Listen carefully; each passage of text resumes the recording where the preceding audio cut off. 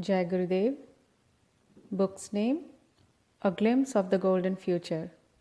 Written by Pandit Sri Ram Sharma Acharya. Audio 3. I am ordained by God for this work.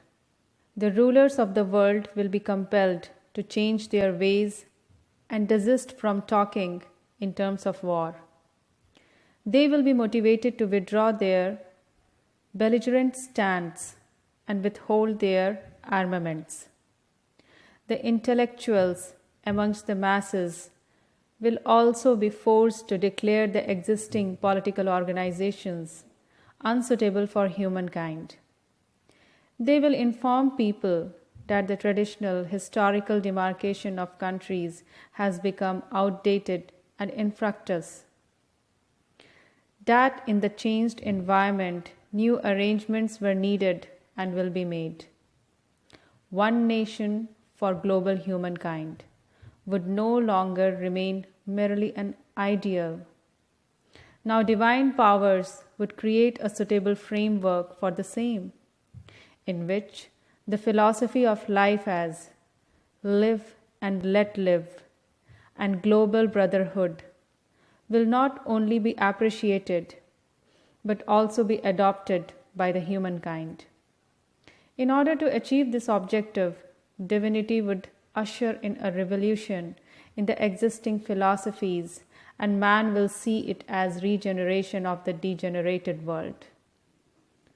While taking stock of the untoward situations prevailing currently in almost every domain of life, Yug Rishi Pandit Sri Ram Sharma Acharya had declared about 4 decades ago that all evils, maligns, follies, and anomalies of the present era will be soon fought by the omnipotent Mahakal, the Supreme Time Spirit, the invisible, omnipresent, sole regulator of the cosmic order, the eternal force of evolution and ultimate transmutation. Excerpts of what he told and wrote from time to time convey: the revival of the age of truth has begun in the sublime world. It won't take too long for its dawn in the world we live in. He referred the 21st century as the women's century.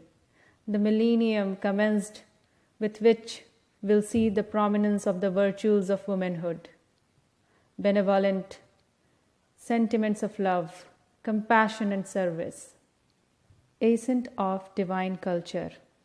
Gurudev often used to cite the authentic reports on predictions of renowned foretellers like Nostradamus, Madame Blavatsky, Jane Dixon, etc.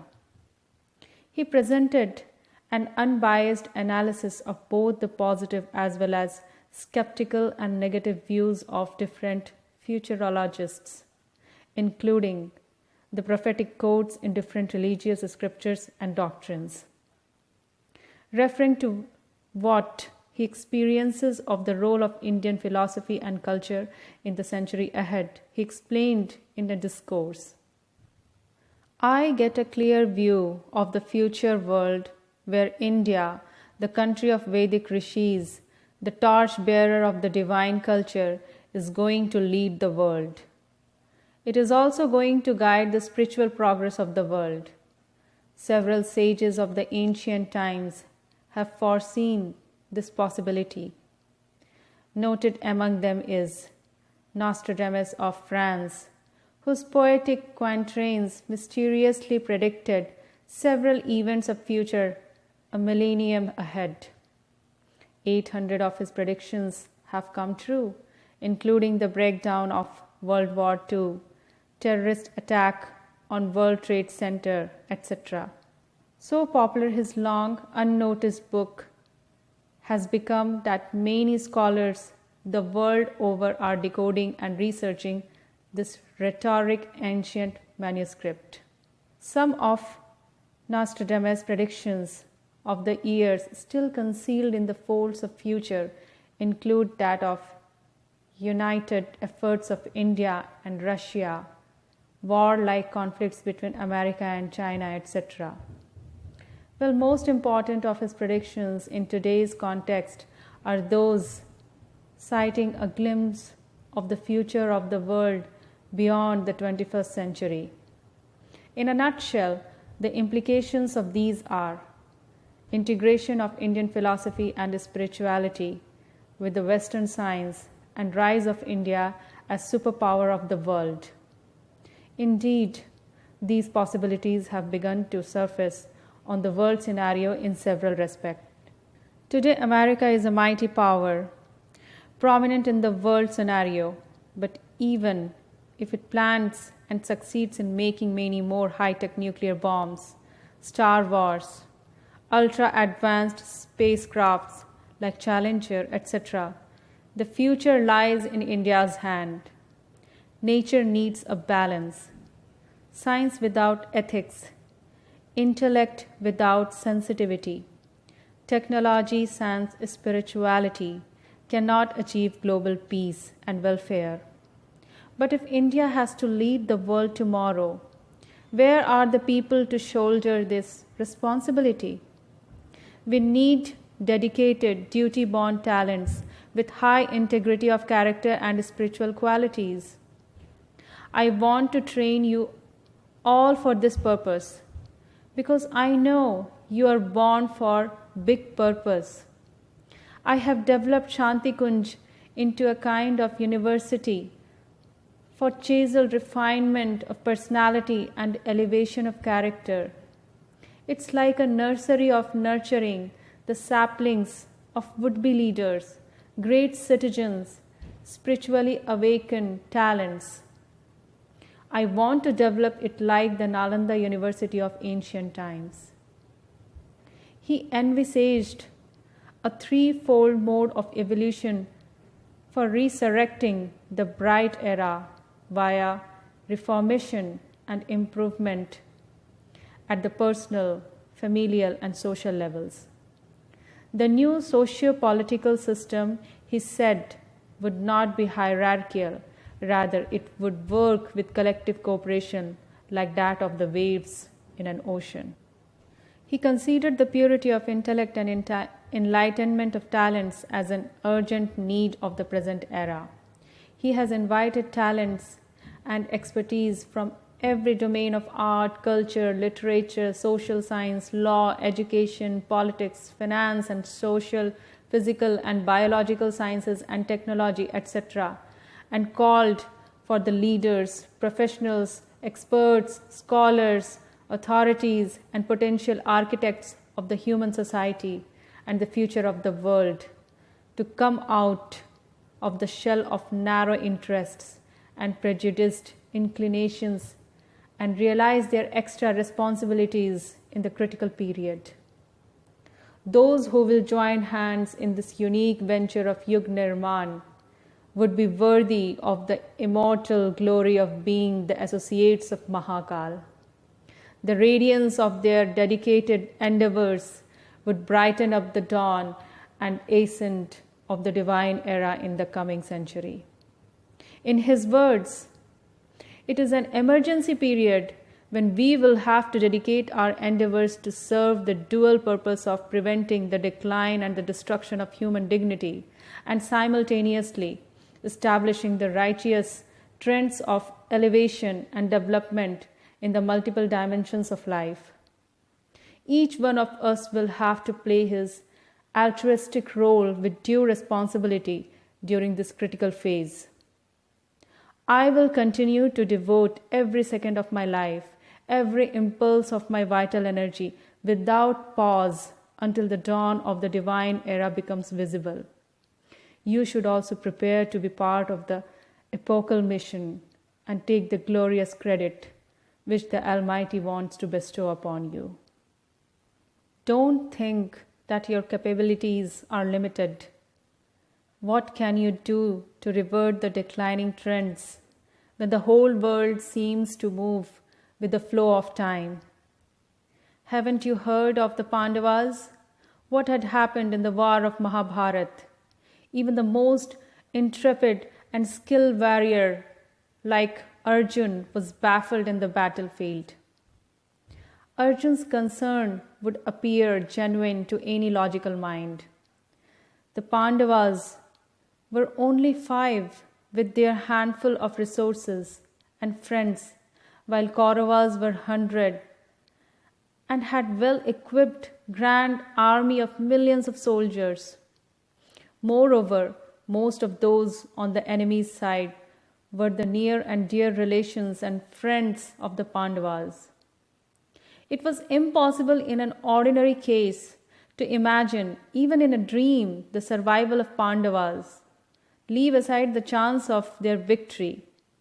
Then Lord Krishna had revealed, "Hey Arjun, in fact, I have already killed them and kept the crown of victory ready for you. You just have to throw the bows against them using best of your potentials and get ready to be sworn in as great kings together with other Pandavas after the decisive war. Similarly, I have already done whatever was essential for the Yug Nirman project of the Almighty. You only have to come forward to see its manifestation and take the credit. You don't have to conquer anyone or risk any defeat. Then what is the problem? Don't make excuses of having no time or having got to look after the family, children's career, their marriages, etc., etc. When Arjun was shying away from his destined duties, Lord Krishna had finally ordered him to fight, follow the firm duty of a soldier in the battlefield. You too should not, under any pretext, shy away from your duties as virtual devtas. You may be ignorant of your destiny and of the future of the world, but I am not.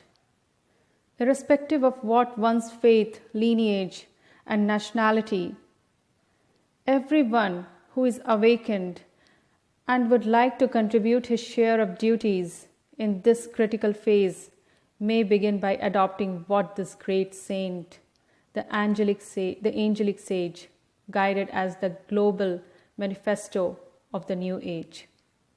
The last message of our Yug Rishi, Pandit Sri Ram Sharma Acharya, delivered before he voluntarily shed off the physical sheath on June 2nd, 1990. My soul's embodied sojourn on earth is about to come to a close. Every breath of this long lifespan of 80 years has been spent in a spirit of total self-surrender to the indwelling, all-pervading divinity, while selflessly and single-pointedly carrying out the behests of my divine Guru Satta, living in astral causal sheaths in the remote Himalayas.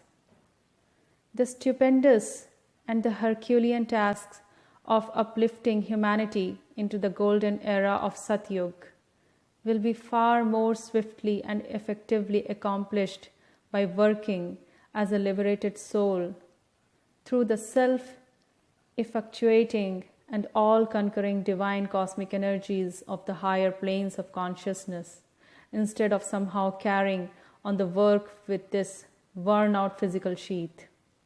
Hence, the decision to cast it off. The light of which I have been an instrument and medium will not distinguish with my withdrawal from the physical realm.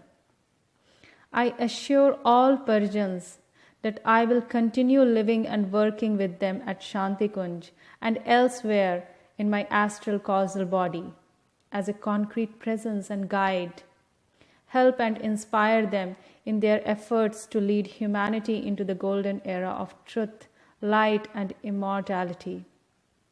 I will finally merge into the blissful, luminous causal self at the end of this century, after humanity has taken decisive leap into cosmic consciousness and attained the light of new era of spiritual unity, harmony, and peace. The bonds of the spiritual kinship that bind us will continue growing deeper and stronger with the passage of time. My soul is like a Brahma Kamal in full bloom. Throughout this life, I have sown numberless seeds of this lotus in aspiring souls who have turned to me. Here the Brahma Kamal is celestial lotus. I am sure these seeds, wherever they have fallen on fertile soil, will sprout and grown up into full-bloomed Brahma Kamals themselves and become the torch bearers for the spread of divine light on earth. My blessings, love, and prayer-filled wishes to all Parijans. I will always be with them in their selfless and noble endeavors in this divine work. By Pandit Sri Ram Sharma Acharya. Jai Gurudev.